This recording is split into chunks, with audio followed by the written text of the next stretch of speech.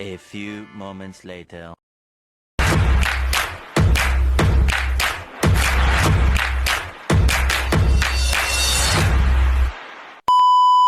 Assalamualaikum warahmatullahi wabarakatuh. Salam sejahtera bagi kita semua. Salam, Om Swastiastu, Namo Buddhaya, dan salam kebajikan. Baik, perkenalkan, nama saya Rima Perdana Putra Kusuma dari Fakultas Keguruan Ilmu Pendidikan, Program Studi Pendidikan Luar Biasa. Baik, nama saya Rima Perdana Putra Kusuma atau sering dipanggil Dana dengan nomor induk mahasiswa 231F10002. Baik, di sini saya akan menjelaskan tentang dampak ketunanetraan pada anak terhadap perkembangan bahasa. Anak disabilitas netra harus memiliki kemampuan dan bersemangat untuk meningkatkan kemampuan bahasa yang dimilikinya.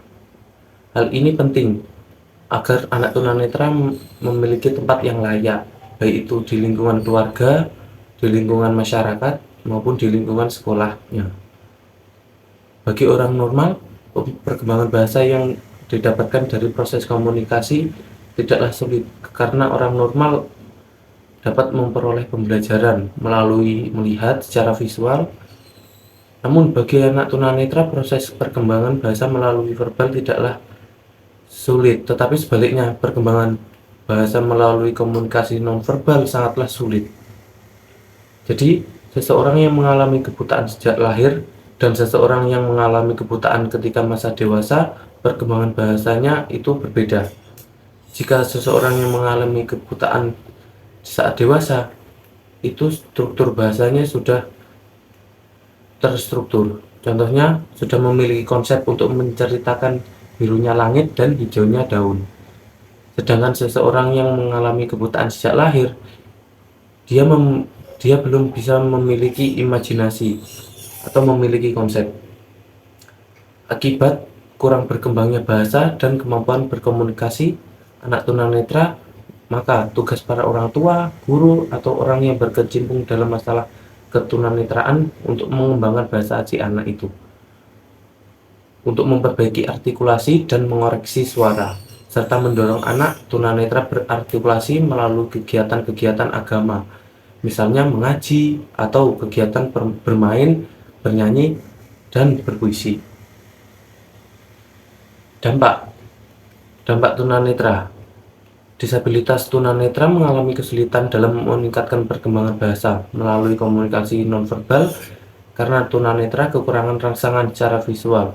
Jadi anak tunanetra itu komunikasi verbalnya kurang karena dia tidak bisa melihat.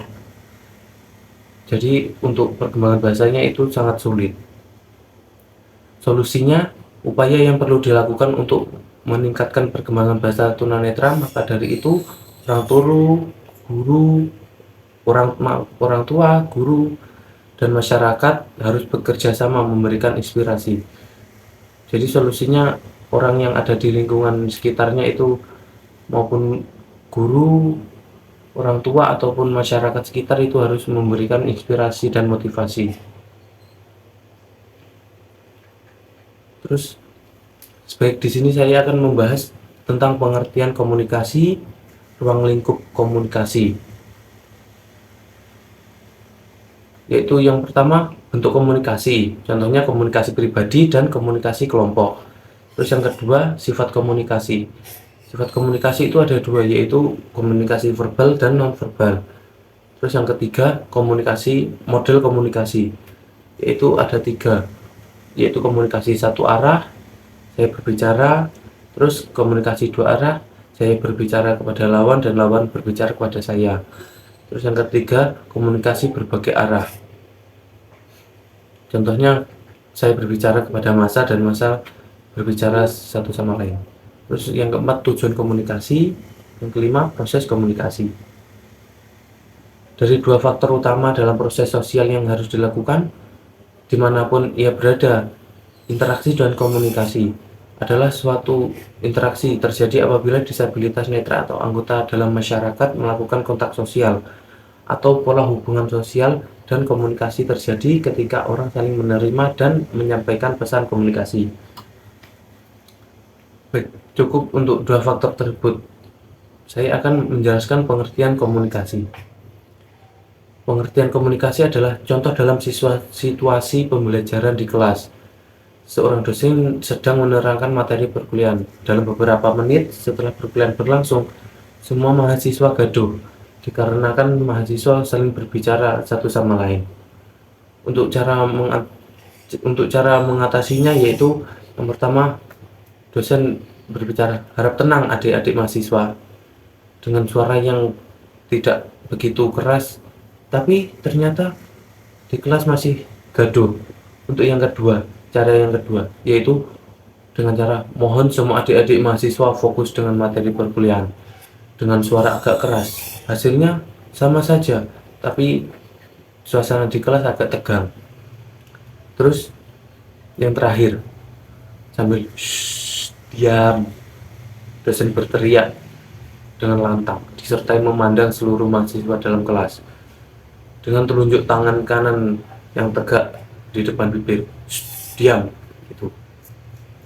Setelah 3 kali peringatan dilakukan, kelas kembali tenang dan perkuliahan dapat dilanjutkan dengan lancar. Dari ilustrasi di atas, maka dapat dilihat dan diterangkan adanya proses komunikasi melalui bahasa verbal dan non-verbal. Dosen di sini sebagai komunikator yang sedang menyampaikan suatu pesan atau informasi dengan model komunikasi satu arah. Jadi model komunikasi satu arah yaitu saya berbicara dan kalian atau adik-adik atau yang ada di depan saya itu diam. Itu yang dinamakan model komunikasi satu arah.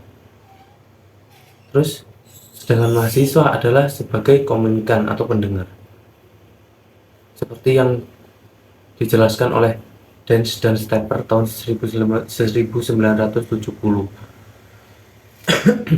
menyusun 6 kategori serta makna tentang definisi komunikasi. Yaitu yang pertama, komunikasi merupakan aktivitas satu pihak yang mana aktivitas berasal dari pihak lain. Terus yang kedua, komunikasi menekankan hubungan, sharing atau kepemilikan. Terus yang ketiga, komunikasi sebagai transmisi informasi dan sebagai penggunaan lambang dan isyarat. Terus yang selanjutnya B, yaitu ruang lingkup komunikasi. Disabilitas netra dalam berinteraksi sosial dengan masyarakat dengan cara menciptakan pola-pola hubungan, misalnya kelompok, grup, ataupun anggota-anggota lainnya. Dilanjutkan dengan tahapan berkomunikasi dengan kelengkapan untuk berkomunikasi melalui proses komunikasi inter dan antar personal,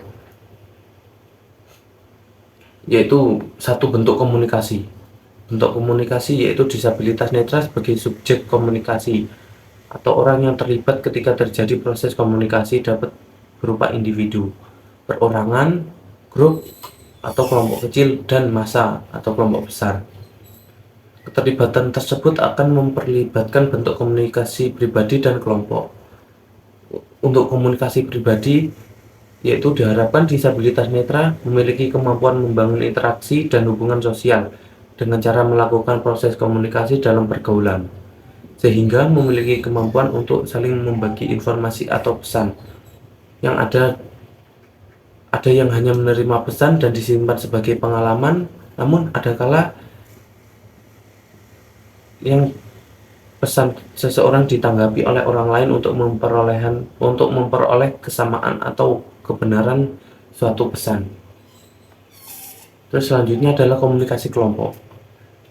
Komunikasi kelompok adalah proses komunikasi yang terjadi dalam bentuk dialog atau percakapan antar kelompok. Kelompok yang satu menyampaikan pesan dan kelompok yang lain dengan menerima pesan atau menyanggah, dan akhirnya terjadilah diskusi. Baik untuk sifat komunikasi yaitu ada verbal dan non-verbal. Untuk yang verbal yaitu disabilitas netra dalam berkomunikasi dapat melakukan dengan lisan, yaitu dengan menggunakan ucapan ataupun suara, atau dengan cara written, dengan cara menulis sebuah pesan. Untuk yang non-verbal yaitu dapat dilakukan dengan cara bergerak atau gestur tubuh. Untuk model komunikasi itu ada dua, ada tiga, yaitu komunikasi satu arah seperti tadi yang dosen menerangkan dan adik-adik mahasiswa mendengarkan, komunikasi dua arah, dan komunikasi di berbagai arah. Untuk komunikasi satu arah seperti yang disampaikan, yaitu aliran komunikasi yang searah di mana komunikator menyampaikan informasi dan tanpa adanya balasan dari komunikasi atau feedback dari orang lain. Contohnya saya menjelaskan dan teman-teman yang lainnya mendengarkan. Itu yang dinamakan komunikasi satu arah. Untuk komunikasi dua arah, yaitu aliran komunikasi pada model ini saling bertukar pesan dan informasi sehingga terjadi umpan balik atau feedback. Contoh, saya sedang berbicara dengan teman saya, atau sedang bercerita kepada teman saya, atau sedang berargumen. Terus yang selanjutnya adalah komunikasi berbagai arah, yaitu komunikasi yang terjadi secara kompleks terdiri dari beberapa komunikator dan komunikan yang bermacam-macam. Contohnya, kelompok yang sedang berdiskusi, saya sedang berkelompok dan berdiskusi untuk menyelesaikan masalah. Terus yang selanjutnya adalah tujuan komunikasi. Tujuan komunikasi di sini dijelaskan ada 4, yaitu perubahan sosial atau partisipasi sosial. Pesan yang disampaikan dan kemudian diterima atau penerima pesan diharapkan dapat mempengaruhi kondisi sosial yang dapat merangsang pertumbuhan partisipasi sosial.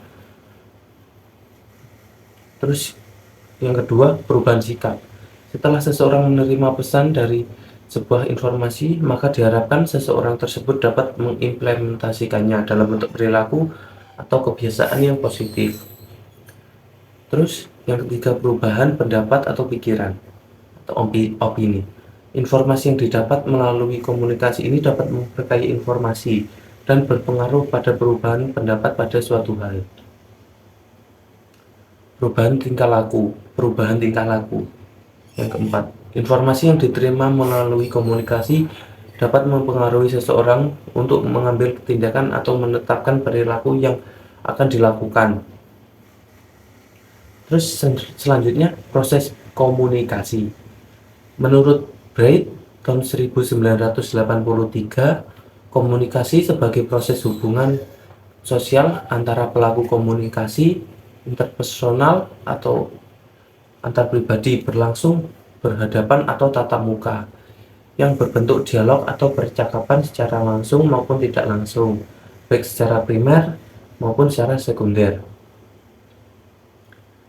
Baik, jadi untuk kesimpulannya, disabilitas netra mengalami kesulitan dalam meningkatkan perkembangan bahasa melalui komunikasi nonverbal karena disabilitas netra kekurangan rangsangan secara visual. Terus yang kedua, kesimpulannya, semua manusia termasuk penyandang disabilitas netra membutuhkan keterampilan berkomunikasi menggunakan bahasa verbal maupun non-verbal sebagai bekal ilmu pengetahuan dalam proses bersosialisasi, sehingga dapat menjalin hubungan dengan orang lain melalui sharing, transmisi informasi melalui penggunaan bahasa secara verbal maupun non-verbal.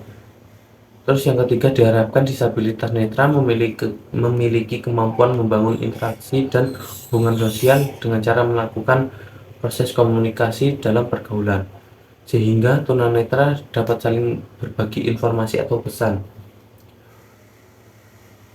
Saran menurut Amstead tahun 1975, seorang disabilitas netra dan seorang yang dapat melihat atau orang normal memiliki proses yang sama dalam cara belajar bahasa dan berbicara. Dua kelompok ini telah menguasai kaidah bahasa sejak usia 4 tahun. Namun jika anak tunanetra mengalami hambatan dalam perkembangan, proses perolehan bahasanya pun akan lebih lambat pula. Pada awal perkembangan bicaranya, beberapa anak disabilitas netra menunjukkan kelambatan karena disabilitas netra ini tidak dapat mengamati gerakan bibir dan mulut orang lain. Terbatasnya cara belajar disabilitas netra melalui pendengaran tanpa masukan visual mengurangi efisiensi perkembangan bahasa anak disabilitas netra, sehingga mengalami hambatan dalam perkembangan bahasa. Hal itu bukan semata-mata akibat langsung dari ketunanetraannya, melainkan terkait dengan cara orang tua, keluarga, guru, dan masyarakat sekitarnya yang memperlakukan anak tunanetra tersebut. Jadi saran saya, orang tua atau keluarga maupun masyarakat di lingkungannya itu harus berkembang, harus memberikan kasih sayang atau motivasi atau stimulasi vokal pada anak tunanetra itu untuk menumbuhkan perkembangan bahasa anak disabilitas netra itu sendiri. Baik, sekiranya dari saya, apabila ada kekurangan dan tutur kata yang kurang berkenan, saya mohon maaf. Wassalamualaikum warahmatullahi wabarakatuh. Audio Jungle.